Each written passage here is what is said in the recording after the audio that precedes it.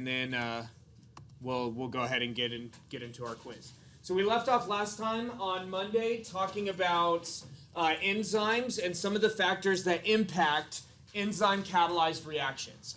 And you've got enzyme concentration. The more enzyme you have, the faster the reaction can go, but it is a very linear relationship, right? You add one more enzyme, you can add one more reaction every unit time, every cycle.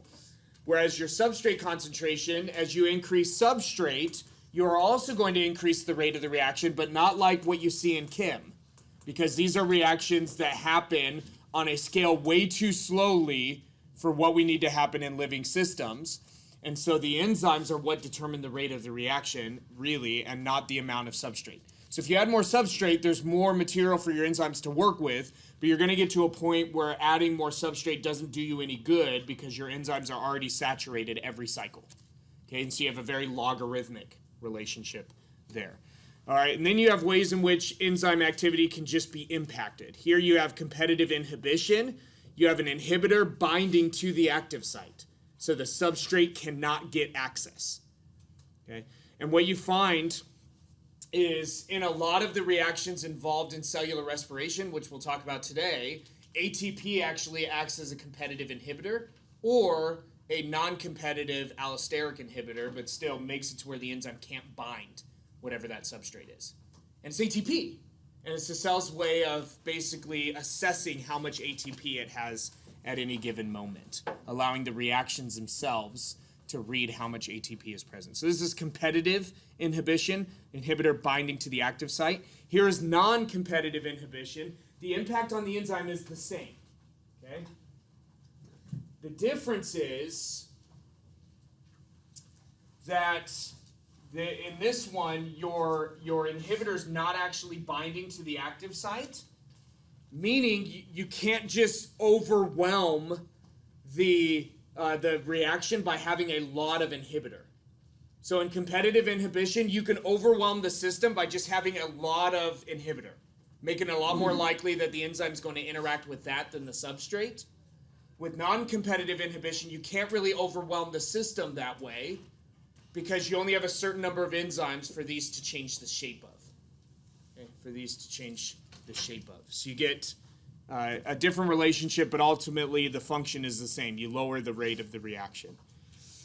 Okay, you don't just have allosteric inhibition, you also have allosteric activation. Some enzymes are only active when they have something bound to the allosteric site, that it changes the enzyme in a positive way so that it can bind the substrate. This is like an on-off switch. Okay, if the factor's there, the enzyme's on. If the factor's not there, the enzyme's off. It's a really effective way that the cell has of regulating the expression of that protein even after the protein's already made. The enzyme's there, but it can turn it off and have it in a dormant state. All right. Start thinking now about the benefit of that. What's the benefit of having dormant enzyme? Okay, because ultimately it's still not being used. Okay, what's the benefit of having dormant enzyme? All right, and then here's allosteric inhibition. We already saw this, just changing the shape of the enzyme so that it cannot bind the substrate. And here's what I was talking about with ATP, that oftentimes ATP acts as an inhibitor of some of the enzymes in the process of cellular respiration. This is called feedback inhibition. The overall product acts as an inhibitor on step one. And be thinking about this as well. What step do you expect to be the most commonly inhibited step? Okay, in a process, in a long metabolic process that requires multiple enzymes. Where do you expect to have the most regulation? Be thinking about that too. We're not going to answer it yet. You got to save it. Think about it. Wonder. Chew on it for a little bit. But I think I know what you're going to say. All right? So in this case, you've got your ultimate product made after a 5-step metabolic process, acting as an inhibitor for step 1. Okay? You see ATP act in that way in cellular respiration. All right, any questions about how enzymes are regulated by coenzymes or cofactors? These are things that either bind to the substrate binding site or they change the shape of the enzyme. I heard some of you got your reactions to work this week in lab. Kudos to you. But most of you probably didn't, and that's the fun. That's the fun, because if you don't produce a lot of amylase, it's not going to work. You could spit in that tube all day long, and you're not going to get enough amylase to make the reaction work. Some people just don't produce a lot of amylase. Maybe it's because you don't have a high starchy diet. I eat a lot of potatoes. It's probably obvious from looking at me. And so I produce a lot of amylase. I give you a little drop, and my reaction's going to work every time. Which, I designed these, and so they work for me. They don't work for everybody. So it's a lot of fun. I hope you're having fun, even when it doesn't work. Although I heard somebody threaten to kill Tim because theirs didn't work. I'm just kidding. Oh, that's so good. Oh, man. All right, our last question that we're going to deal with from Chapter 6. What other factors regulate enzyme function? What other factors regulate enzyme function? Give them to me. Acidity. So pH. Low pH and high pH tend to modify amino acids by either adding hydrogen groups to them or removing hydrogen groups and get them to behave different chemically. It's not good.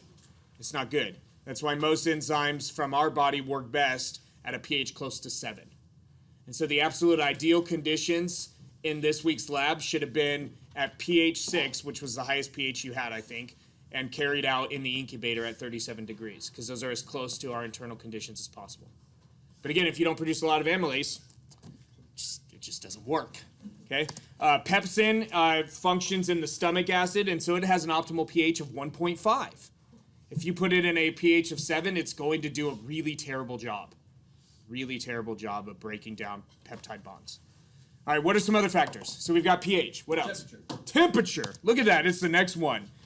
Increase in temperatures, increase the rate of reaction. You probably saw this in chem when you were talking about thermodynamics. For every 10 degrees Celsius, you tend to double the reaction rate.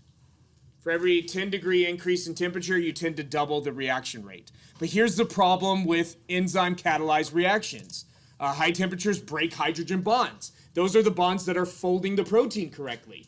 So if you start to break those bonds, your proteins unfold. If the proteins aren't folded correctly, they don't have a binding site shaped for the substrate. They don't bind substrate. That reaction doesn't happen, even though you're like, it's spontaneous and we're increasing the temperature. Yes, you may make it to where it takes, on average, 1 million years for half of the reactant to be converted into product, to maybe you get it down to 10,000 or 100,000, right? You did really good. You made it 90%, what would that be? Take 10% of the time, so it's not making it 90% faster. It's making it 900% faster. But it's still, if it takes 100,000 years, that is meaningless for a living organism. Make sense? Okay, so good, high temperatures are good for reaction rates, but not so good for enzymes. Yeah, Joey? When you cook an egg, is the texture change the denatured of the proteins? Yes. Yep. So it makes it like this? Yep, when you cook any meat, that's what happens as the texture changes, you unfold the proteins. Now, you can do that without heating it up. And this is why you can cook meat in like a citric acid, because the low pH is also going to denature the proteins. And so you can simulate cooking it in like an acid. The problem is it doesn't kill the parasites in the meat. Which is why So, you cook yeah. So it's like, it's cool if you're going to do that with fish, and it's a marine fish that doesn't have a lot of human parasites. Not so cool to do that with pork that have a lot of human parasites in it. Don't cook pork with citric acid. Cook that. Heat it up. All right? No. Oh, no. Nope, can't do it. Yeah, because most of the parasites, even when they're not in dormant forms, have some kind of an external casing that is impenetrable to water-soluble materials. And acids are water-soluble. Doesn't matter that the pH is 1.5, they're not experiencing that pH because that water-soluble solution is not getting into their tissues. Of course, you're eating it at 1.5 pH. But Well, I mean, it wouldn't stay that way forever, right? You don't eat it while it's still at... You know, like if you're going to cook your pork in hydrochloric acid, you don't eat it while it's still in hydrochloric acid. Yeah. All right? Any questions on Chapter 6? Because this actually brings us to a conclusion. I told you 5 minutes at most, and it's been 12, but I talked too much. Yeah, Charles. If I brought some meat to lab, would Tim let us cook meat in hydrochloric acid? I can't answer for Tim. I hope not, because that would be unsafe. Okay. But now that you asked me, I will probably send him a text message saying not to allow it. But I still can't control what Tim does. Okay. Because he is his own person. All right? Any questions about Chapter 6? We're going to transition into Chapter 7. You're going to take the slip of paper that you have. You're going to write your name on the slip of paper. You're going to put everything else away. Right? Everything else away. Pop. Resume. All right. So, the first 4 questions. Yeah, Chad. No, not in order. It's actually the second step, but it's arguably a fourth of 3 processes. No, it's the second. Yeah, it's the second. So the important questions. What is important about oxidation and reduction reactions? What are the major steps of cellular respiration? How does glycolysis work? And then where does the energy come from? Where does the energy come from? And this will be fun because we tend to learn cellular respiration just in the context of glucose. But there are only 2 cells in your body that metabolize more glucose than they do anything else. And those are red blood cells and neurons. Everything else metabolizes primarily fats and other materials. Although they'll still take glucose, right, in between meals.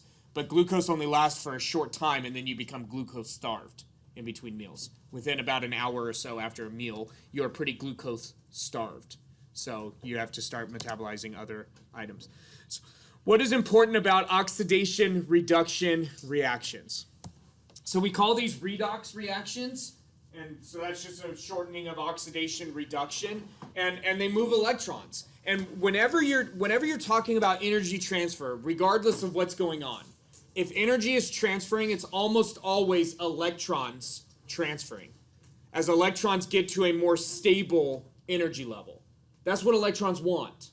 They want to be at the most stable position possible. And so as energy is moving and energy is transferring, electrons are typically moving to lower, more stable energy levels. And again, that's what they want. That's what those electrons want. So here's this acronym, oil rig. It's a good one. If you don't already know it, come to know it. It's a good one.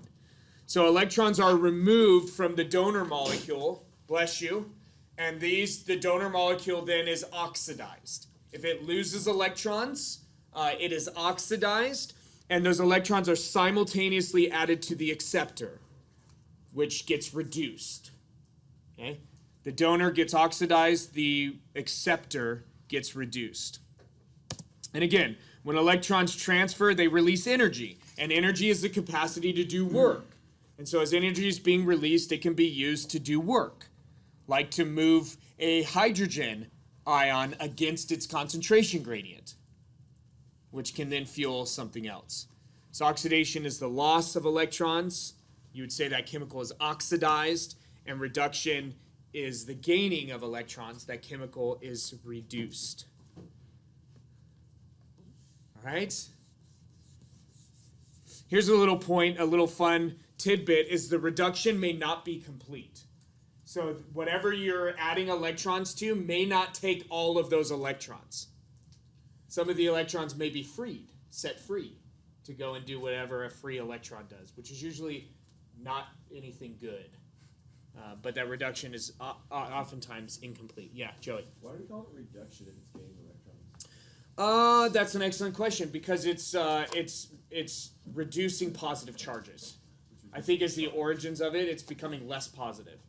Okay. So it's a reduction in positive charge. There's also, I think originally the idea was that oxidation reduction reactions were always done in the presence of oxygen. That's not true, but I think that's what the idea was before. So oxidation was, the addition of oxygen, and reduction was the loss of oxygen. But then when you start factoring in what's happening with the electrons, that's far more important. And I'm sure it's because chemists like to confuse people. Do y'all know that chemists and physicists hate each other? Really? Yeah. They're so close. I know, but you'll see that if So you all have, are you still doing thermodynamics in chem? Yeah. Or are you done? You're doing kinetics now? So when you learn thermodynamics in physics, everything's like the complete opposite from how you learn it in chemistry. Units are different. You know, you follow flow of energy in the complete opposite direction. And you can just get like a little snapshot of that hatred between physicists and chemists. It's fun. It's lots of fun. All right. So this is just kind of overarching what happens in living organisms. And I know this week we're talking about cellular respiration and not photosynthesis additionally, but we're talking about that next week. And so in photosynthesis, your carbon gets reduced, which means it gains electrons, right? So in photosynthesis, your carbon gets reduced, it gains electrons, and forms these really complex sugars. We say glucose, but you actually really don't make glucose during photosynthesis. Glucose has to be made in a completely separate reaction. But for simplicity's sake, it's nice to, oh yeah, we're making glucose. It's not true, but it's nice. And then in cellular respiration, your carbon is oxidized. Okay, so it's reduced in photosynthesis. That is, carbon is reduced in photosynthesis. It gains electrons. In cellular respiration, carbon is oxidized. It loses electrons. Yeah. But I thought cellular respiration includes both light and dark reactions. Photosynthesis does both light and dark reactions. Which And includes the dark reactions is where carbon gets reduced. In the light reactions, NADP gets reduced, but we'll get there next week. so So does that mean that it produces glucose in cellular respiration? Is that fine? not in cellular, in photosynthesis, you That's mean? what I meant, yeah. Even in the dark reactions, you don't produce glucose. You produce 3 carbon. You produce 3 carbon sugars.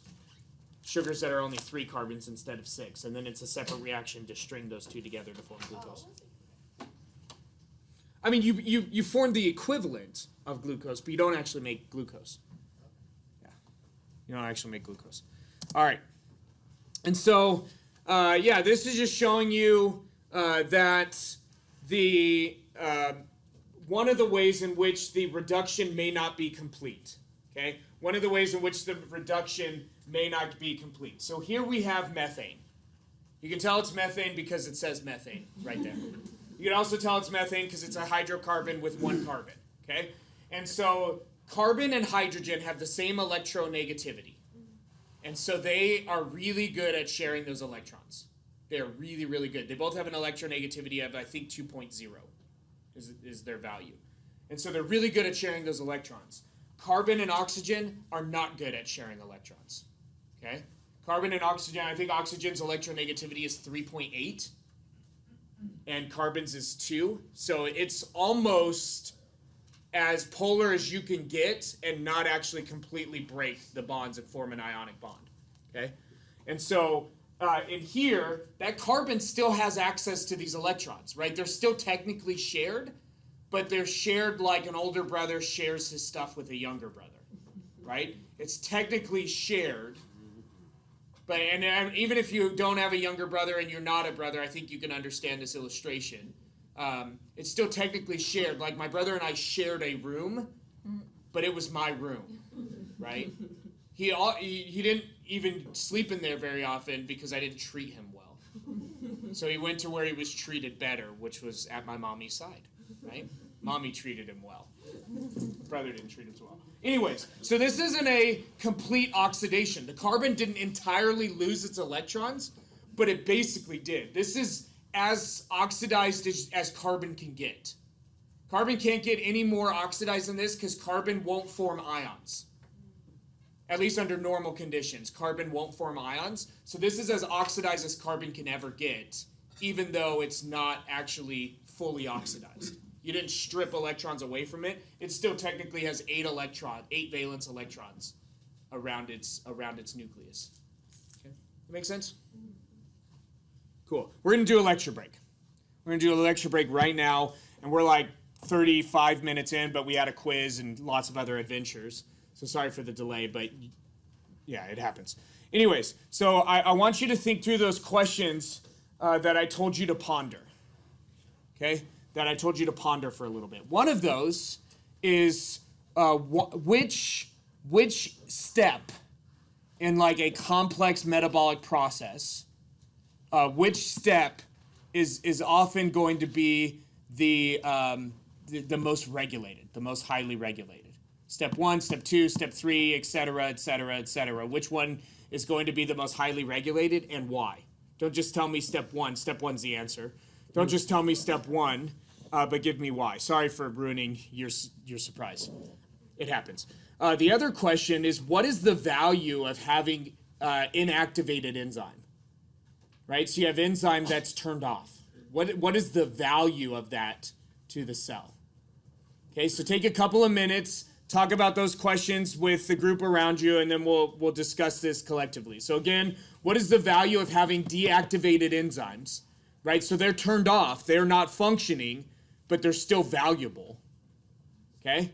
And then why is step 1 the most highly regulated of all of the processes in a complex metabolic reaction? All right, 2 minutes, starting now.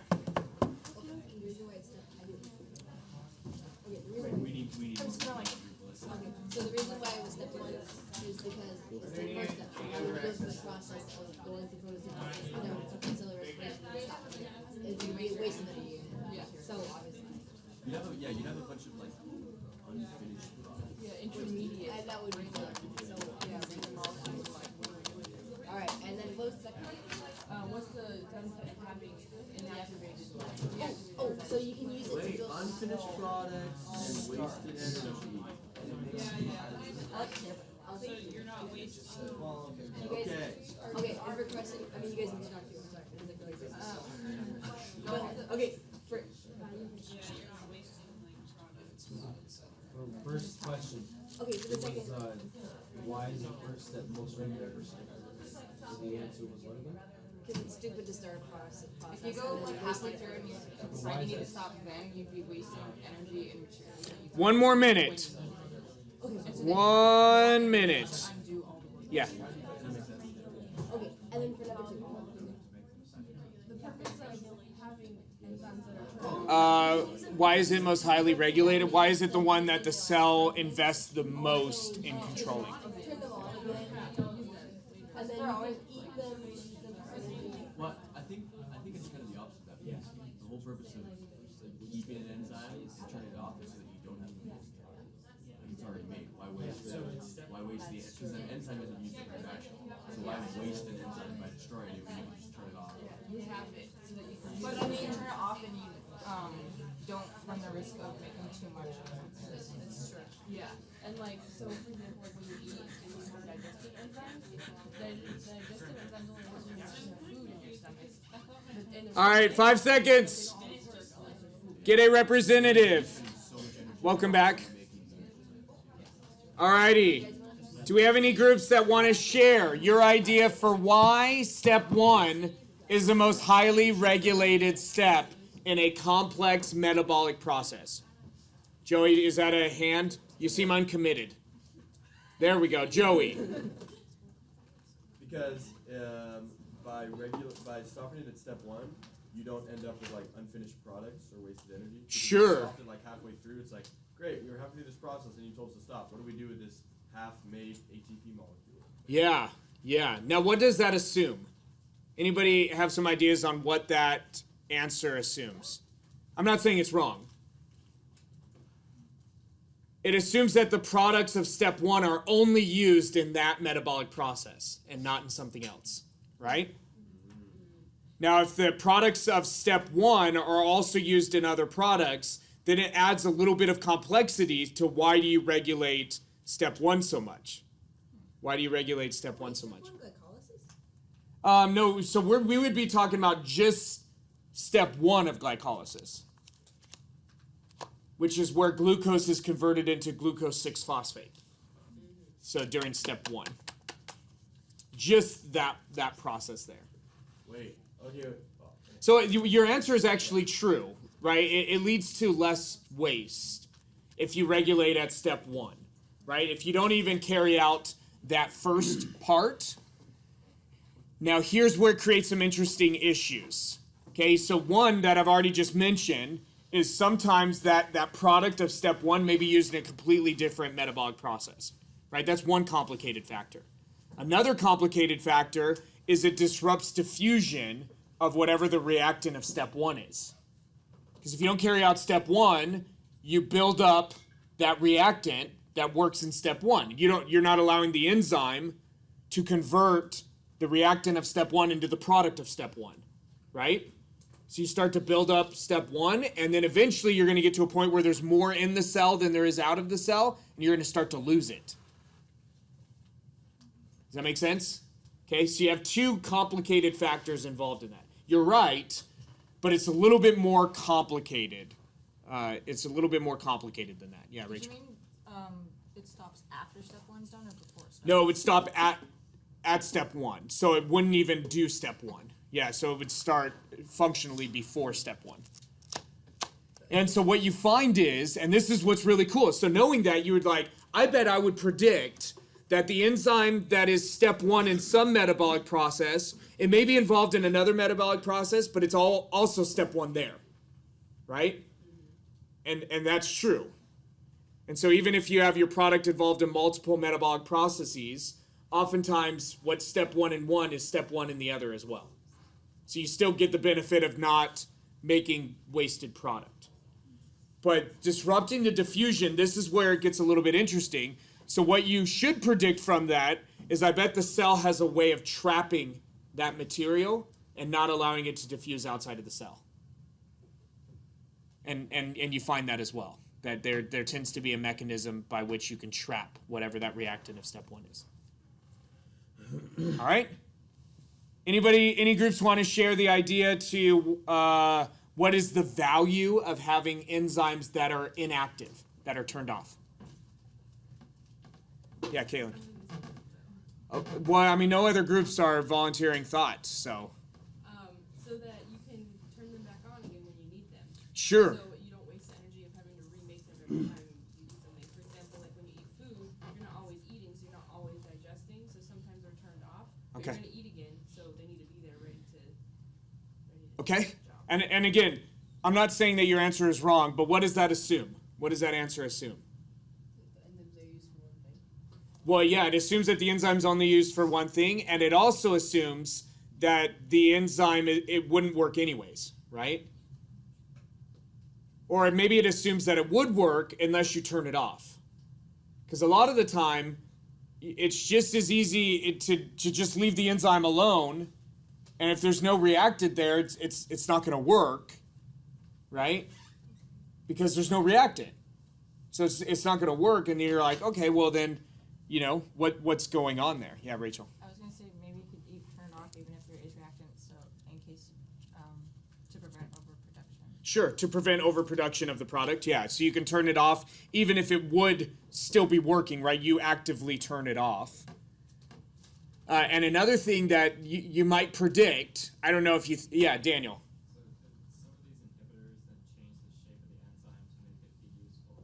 Yeah, many of these enzymes have dual function. So if they're inhibited from one reaction, they're activated for another. Yeah, you find that to be the case of many enzymes, that they're inhibited in one process, but they're activated in another. And also, this is something that's true. You're not equipped to predict this yet, but now you are going to be after this. Many enzymes also catalyze the reverse reaction.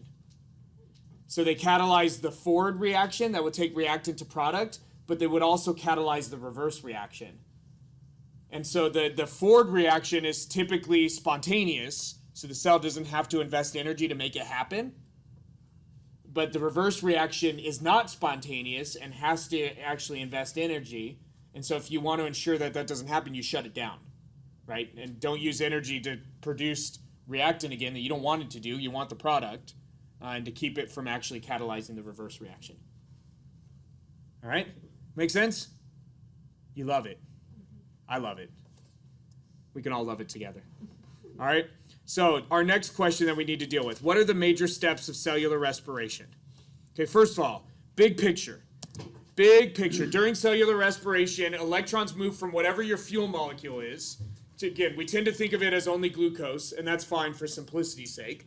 But your electrons move from glucose ultimately to oxygen, forming water. Okay, so your electrons move from, again, your fuel molecule, glucose and other things, ultimately to oxygen to form water. So this is our overall reaction for cellular respiration. And really only one thing is missing here. Actually, there are several things missing, but there's one big thing that doesn't really increase the complexity of this reaction at all, and actually would be valuable to have it there. And what is it? There's something that is a product of cellular respiration that would be really nice to have here. Yeah, Chad. You can put that. Yeah, so NADH, and that's helpful. Although NADH is going to get converted back to NAD in oxidative phosphorylation, and so it wouldn't be an overall reactant. Energy, free energy, would be something that'd be really nice to put in this reaction as one of the products. Free energy. There's a lot of energy locked up here, very little energy locked up here, and so you release a lot of free energy. Energy that can be used to do wonderful things. Wonderful things. And you're like, well, we're accounting for the ATP, right? And yes, a lot of that energy is going to go into making ATP, but a lot of that energy is lost. You actually, only about half of the energy you release from breaking down glucose is converted into attaching inorganic phosphates to ADP. The other half is lost as heat, which is really, really nice for us because we're endothermic. So most of our heat comes from what we produce, and that keeps your body warm. So that's good. It's good for me. I don't know if it's good for you. So technically, that energy, that half of that energy that's lost, isn't actually wasted. It's still Correct. very valuable. Yeah, correct. And even in ectothermic animals, where most of their heat comes from outside of themselves, they still gain value from producing some of their own heat. They just don't, their metabolic rate isn't high enough to produce enough heat to keep their body warm, so they have to go out in sun. And then if they don't and their body gets too cold, they can't digest. And this is why if you have a pet snake and you keep it in a really cold room, you don't have to feed it as often. Yeah, I know that. Yeah. So if you're like, you know what, I've got this 8-foot snake that eats rabbits, and it's really expensive to buy rabbits, just refrigerate the room that it's in. I mean, don't refrigerate the room, but keep that room cold, and then you don't have to feed it as often. I mean, Isn't that like animal cruelty? no, I mean, it's fine. Yeah, I mean, it's fine. Probably isn't happy though. I mean, if the snake's happiness is determined by the number of rabbits it consumes, then yes, the snake is unhappy. If the snake's happiness is determined by being able to live as a snake, it living in a tank, it's already unhappy. So, right? Doesn't really matter. I don't think its happiness is determined by the number of rabbits it consumes. My happiness is determined by the amount of food that I consume, but I don't think snakes work that way. Did you have a question, Joe? Yeah, so I just want to make sure delta G would be negative if we did put that in there. If we put free energy, it would be negative. Oh, for this? Oh, yeah. This is very much a spontaneous reaction. This is very, very much, even collectively that we're taking this and making ATP, even accounting for that, this is still a spontaneous reaction.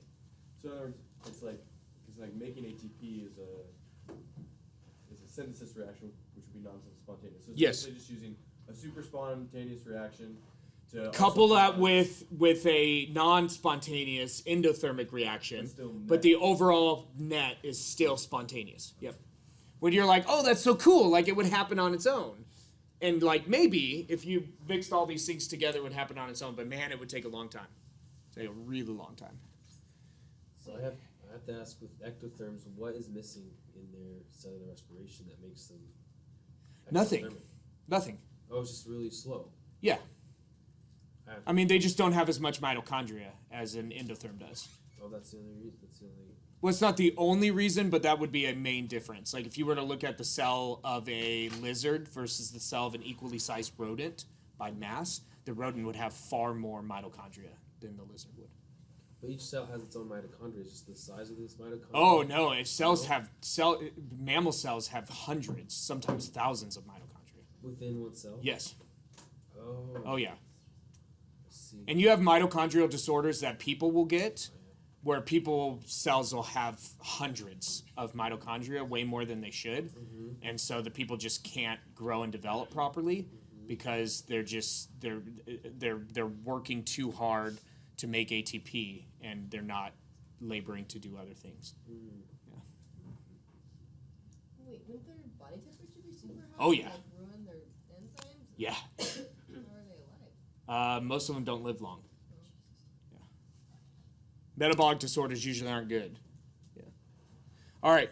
So again, big picture stuff. You have throughout the process of cellular respiration, different dehydrogenase enzymes. And anytime you see an enzyme that has dehydrogenase in its name, you need to associate that with a reduction reaction. It's facilitating, it's reducing something and oxidizing something else. Okay? Anytime you see dehydrogenase, from now on, you hear dehydrogenase, you're going to think redox. You're gonna look like, you're gonna say, where are the electrons going? Where are they coming from? Where are they going? Right? You're gonna do that now. Yes? Okay, cool. And so in most of the reactions in all of cellular respiration, the item or the molecule that gets reduced is NAD+, which is nicotinamide adenine dinucleotide, and it's a complex nucleic acid. And most of the time, this is what gets reduced during cellular respiration. NAD+ gets reduced. It gains 2 electrons and 1 hydrogen ion.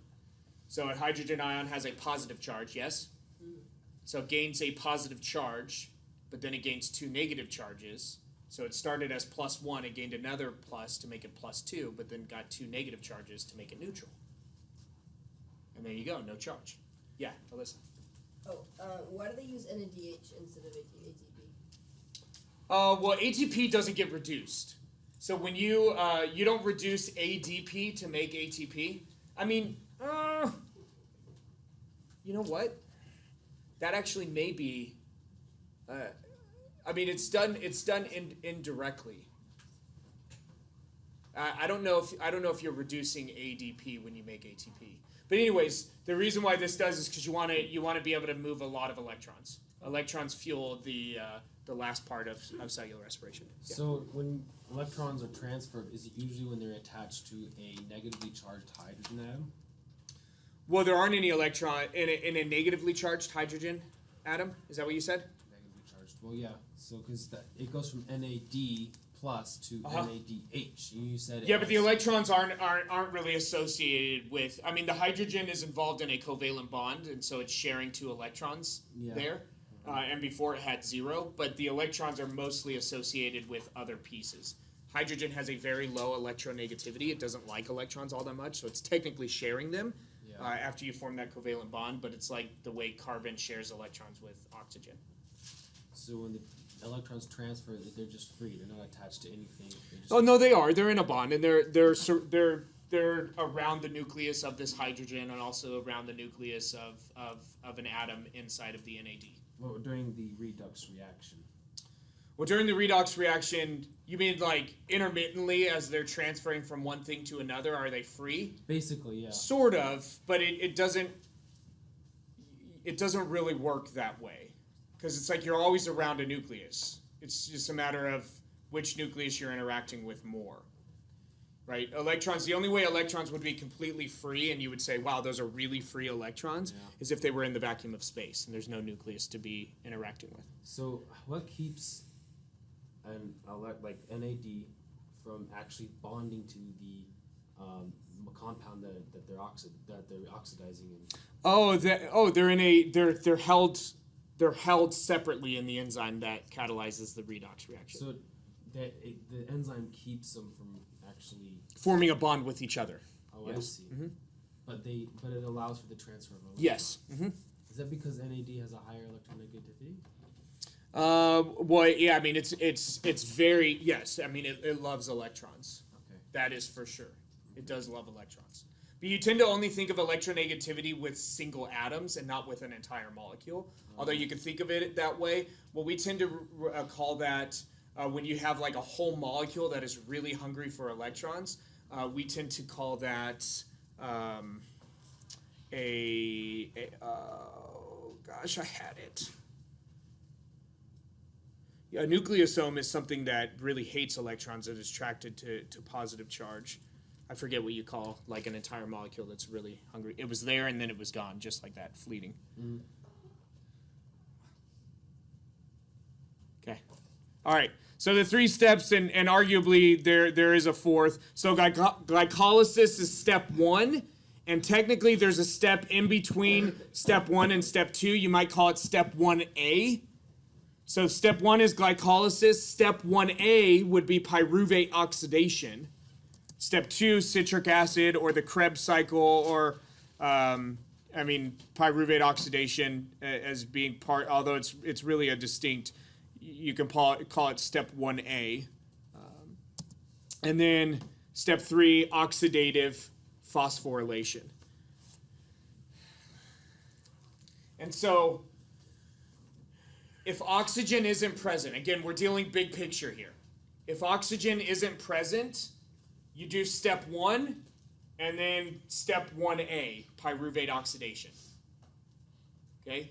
If oxygen is present, you do step 1, step 1A, along with step 2, and step 3, if oxygen is present. So when I said big picture, electrons move from a fuel molecule to oxygen. That's only if oxygen is present. If oxygen is not present, electrons aren't going to move from the fuel to oxygen because oxygen isn't there, right? You can't reduce something that isn't there. You're like, well, that's obvious, but it's not like mathematics, right? You can reduce something that isn't there. You can take 0 and make it more negative. But it doesn't work in biology. You can't reduce something that isn't there. So those 3 things, citric acid cycle, Krebs cycle, and pyruvate oxidation, are not 3 synonyms? Those are actually No, 2 so different if you want another synonym, it would be citric acid cycle, Krebs cycle, and then tricarboxylic acid cycle, or TCA cycle. But pyruvate oxidation has to happen. Pyruvate oxidation can be step 2 if there's no oxygen present. If oxygen is present, pyruvate oxidation happens before these happen. So citric acid cycle and Krebs cycle, are those 2 different cycles? No, they're the synonyms for each other. So it's the TCA cycle. Those are all synonyms for the same thing. It's called the Krebs cycle because somebody named Krebs discovered it and figured out all the parts. The citric acid cycle because inside of that we work around with citric acid. And then tricarboxylic acid because you've got a lot of 3 carbon molecules involved in the process. So, I'm sorry, real quick. Pyruvate oxidation is step 1. Step 1A. Unless there's no oxygen. Yeah, here, let me fix this. It won't be fixed on Canvas, but I'm going to fix this now to avoid confusion.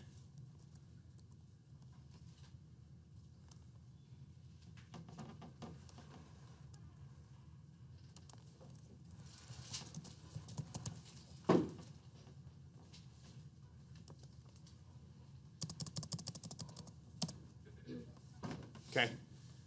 So glycolysis, step 1, pyruvate oxidation, step 1A, citric acid cycle, Krebs cycle, TCA cycle, 3 synonyms for the same process. Step 2, oxidative phosphorylation, step 3.